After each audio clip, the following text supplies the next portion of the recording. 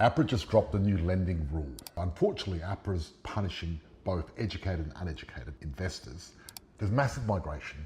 There's extreme rental shortages, fast rental growth, high household debt, rising investor activity, and prices staying strong despite high rates. Is it sustainable? Is there going to be a crash? Maybe. 2026, the DTI cap.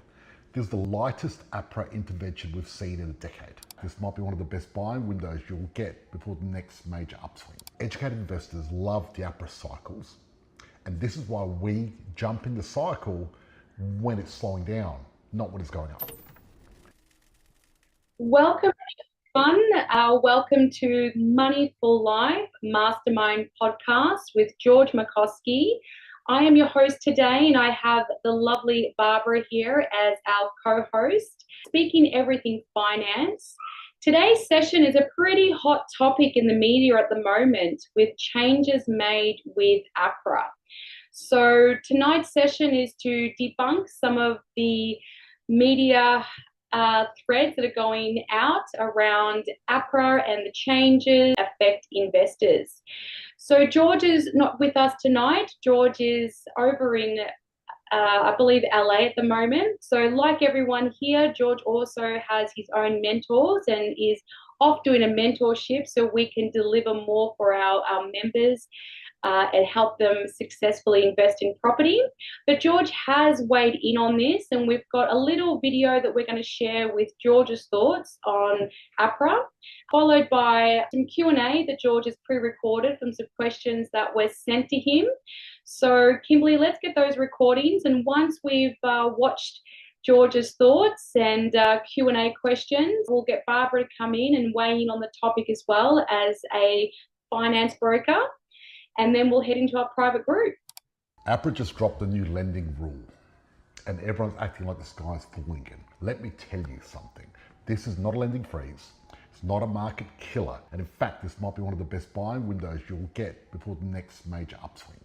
So tonight, I'm going to show you exactly what APRA announced, why everyone is wrong about it, and how strategic investors like our members use moments like this to get rich while everyone else panics. So buckle up, because once you understand what's really going on, the next 12 to 24 months will make perfect sense.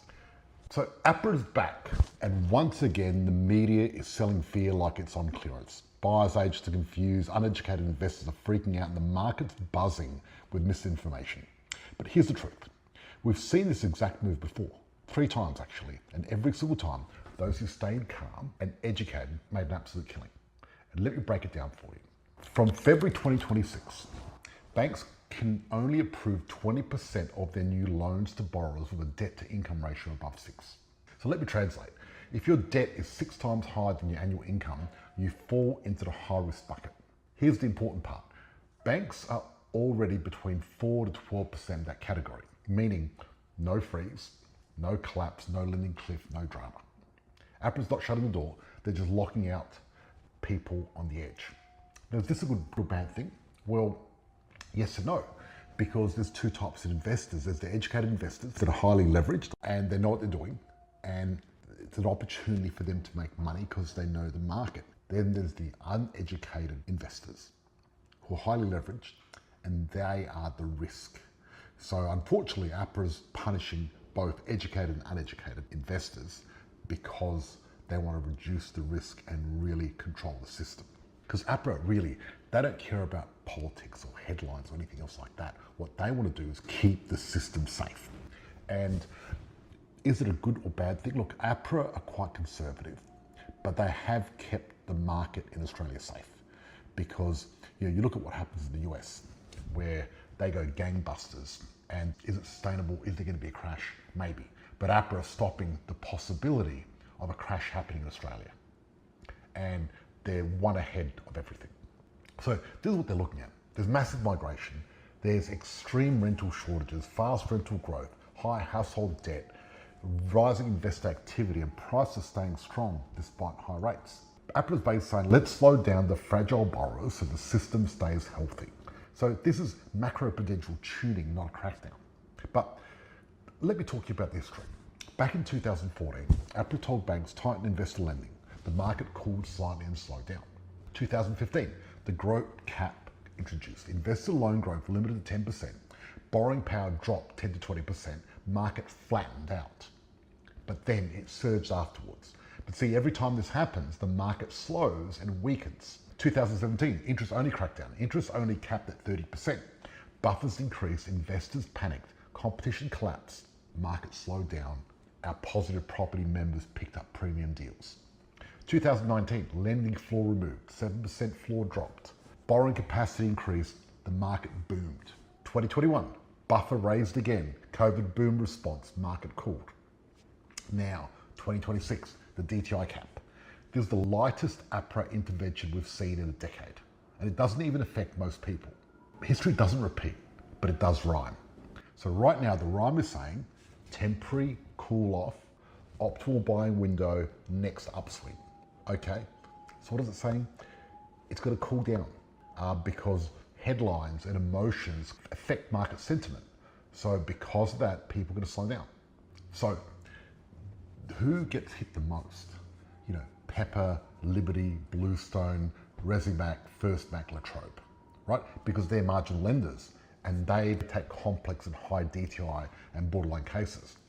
So when APRA tightens, even though non-banks aren't regulated by APRA, they still tighten their own criteria to avoid becoming the lender of last resort. Meaning, fringe borrowers drop out, competition reduces, quality investors suddenly have more room, and good property become easy to secure because you've got less competition. This is why educated investors love the APRA cycles, and this is why we jump in the cycle when it's slowing down, not when it's going up. Let's talk about the domino effect. So fewer investors qualify, fewer investment properties purchased, fewer investment properties equals less rental supply, less supply plus migration, rents go up, rents rise, cash flow improves, more investors come back later. This creates a classic accumulation window and you're already inside it. So what does this mean for you as a positive property member? It means you're competing in a quieter market. It means you have more negotiating power. It means the emotional buyers are gone, and it means the people who overstretch themselves are filtered out. So this gives us opportunities because properties are hard to come by. Personally, I think it's a good thing for us. I like it when the market pauses and gives us a little bit of room to move and accumulate more properties. So whenever the market cools down or pauses, that's when I'm jumping in and trying to get as many as I can because that's the time to do it. But also, if you're a DTI times 6, one of those marginal people, what you want to do is get in there before everyone else gets in there and do what you need to do. So we saw the same move in 2017, 2019, and guess what? Positive property members, the ones who stayed calm and strategic, absolutely cleaned up and made a shit ton of money. They bought when the amateurs panicked, they held through the noise, and they rode 2019, 2021 upswing like pros. And this is the exact same setup that we're doing again. So what do you do next? 1, check your borrowing power now. Banks always tighten their internal rules before external rules kick in. Line up your finance early. Don't wait till the herd returns. Identify your next 1 or 2 properties you're going to buy. Build buffers to keep yourself safe and stay consistent. That's where the wealth is made. So that's basically amateurs panic, the professionals go in and clean up and do well. Anyway, that's it for me. I'm currently in Miami. I'll take you for a little tour of where I am at the moment. I'm going to be spending the next 2 weeks in an AI marketing longevity conference, and this is currently my view at the moment here in Miami.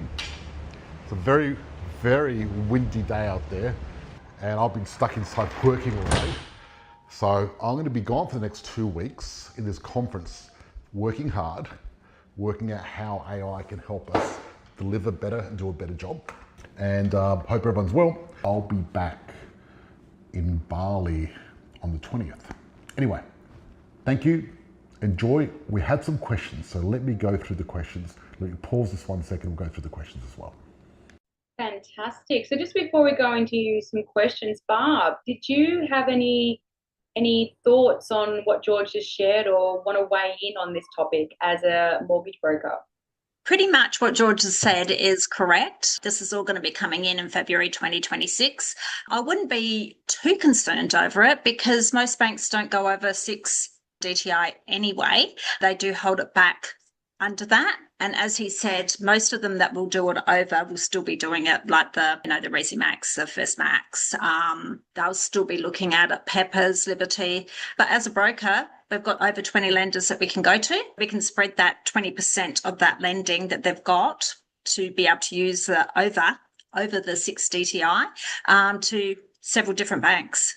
So they do look at it, if you're a wealth client, few properties, they would be looking at that more appealing than if you just had one property. Definitely just an owner occupied, they won't do DTI over 6, but with investments, most of them will be a lot lenient. But they've still got that 20% margin. As George said, most banks are only sitting at about 12-13%, that they're in that 12%. So we've got an open market for that as well still. Anything else you want to share before we go into George's Q&A video? Not at the moment. There might be more from that Q&A that will probably cover off what I'm going to say anyway. Fantastic. So now we'll just share some Q&A questions that George received and has pre-recorded to help with some more clarity. Brian Seymour, what steps do you take if your property is rented for nearly 3 weeks and the property manager seems to have multiple vacancies? So basically, what do? Well, what we want to do is we want to have a look at our pricing and look at the competitors' pricing and see where we're at. Because sometimes there's little microclimates. Even though an area you're buying is at a low vacancy rate, sometimes when there's a few properties coming on the market at the same time, it can be problematic. And what you want to do is really beat your competitors and be a little bit cheaper. The number one thing you can do is be a bit cheaper so people choose your property and you get in first.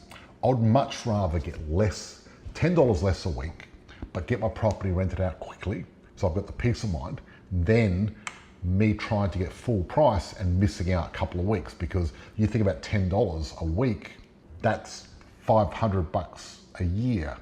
So if I drop $10, but I gain a week, same thing. You gotta look at the maths.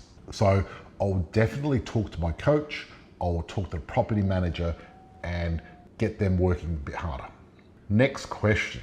How does going halves in a property purchase affect borrowing capacity? Does the bank consider the total debt only half the rent? Look, when you go halves, the bank doesn't care about your handshake. They look at your full debt. So they're going to count your debt as 100% liability, but only 50% of the income. So unfortunately, going halves is not a good strategy long term. In certain situations, it can be good, but you need to really make sure the numbers work. What happens with Super 6 if the property has negative returns and a member needs to leave the fund? Good question. The Super 6, the way we've designed it, it's going to have positive returns no matter what. So all Super 6 deals will be positive from day one and getting more positive every year. So you don't have to worry about that. 2, if you need to get out, basically Super 6, what they've done is they've put together rules just like any other rules when you're buying something together with a group of people, and the people that are with you, they get the first opportunity to buy you out if you want to get out. But really, you shouldn't be going Super 6 unless you've got a long-term idea of growing wealth through property. But sometimes things are going to happen, and then what happens is you need to have a fair market value, and anyone else that wants to buy it buys it for their fair market value for you to get out. And if that's not the case, you might have to discount a little bit. But hopefully by then it's gone up anyway, so it's going to be very easy. Does Positive Property organise joint venture partners? Yes, when it comes to Super 6, we do. Basically, we're going to put you together the right people, so you've got enough money together to be able to get a property in Super. So we're going to help you with that, but really at the end of the day, our Super 6, they're going to look into everyone and make sure everyone's a good fit and do it that way. At what stage do you transfer to commercial property? Commercial property is not what I specialise in, and for a good reason. Basically, what's happening in the world is commercial in general is going down because less people are going to offices, less people are using offices, retail's gone down, people are online, so commercial's changed quite a bit. So what's happening with commercial, there's a lot of change in the use and where it is. And that's the problem, because when locations and type of property are going to change considerably because of automation, because of the internet, it's very risky, and I would just stay out of it. It's too risky. Because if you buy an office, you could go broke. And I've seen people do that. There was a guy in Adelaide, he bought an office 15 years ago. It's worth half now after 15 years. So imagine having an investment, cost him a fortune, and after 15 years, it's worth 50%, and it hasn't been rented out in 15 years. Not what you want to do. So this is what I say, stick to the residential, that's the bread and butter. What we want is high growth, low risk property that's going to keep grow and make us money. What tax implications are there for our children if something happens to us tomorrow? Our properties are not in a trust. Will there be enormous tax to pay? This is the big question, and it's a good question to ask. No, the big scary tax myth is just a myth. When you pass that to your kids directly, not in a trust, there's no immediate capital gains tax triggered on death. And the tax is only realised if they sell. What you do need sorted is one, a proper will, binding nominations, asset protection and structural planning. Otherwise the government, the lawyers take a bigger slice from your kids. So having a will is the number one thing that's going to really help you, and that will be the best thing. Can you do a State of the Nation update on all the states? Look, basically, I've done quite a bit in the recent times. I don't have time to do a full presentation, which I'd like to do because it's going to take time and I want to do it properly.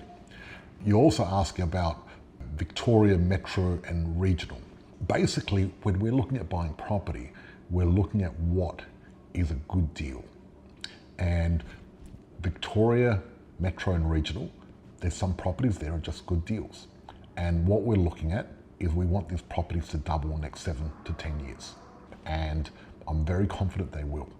But I'll tell you a little about Victoria. What I like about Victoria, if you look at Victoria, the graph, and where it is compared to the other capital cities, it's below where it should be. And because of that, there's a gap. So what we're doing, we're always buying the gap. The gap between what a property is worth and what it should be worth. That's where you got to look at things. And whenever you buy the gap, that's where it's at. And basically the gap shows you that Victoria is at 6 or 7 o'clock at the moment in many suburbs. So I think it's really good buying. Is there good buying in Perth, Brisbane, Adelaide? Yes, as well. But Perth, Adelaide and Brisbane have had a lot of growth. I've been talking about this for the last 7 years about these 3 cities, and we've gone past the 7 o'clock now, but there's still good buying, and we're going to keep going until the cycle comes back again. So there you go. Thank you so much.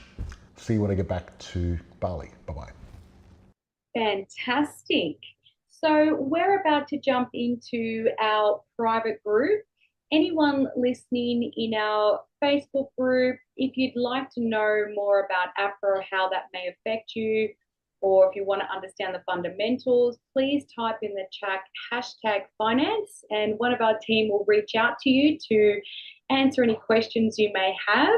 But we're going to jump into our private group now for our members so we can go and deep dive into APRA and finance and any other related questions.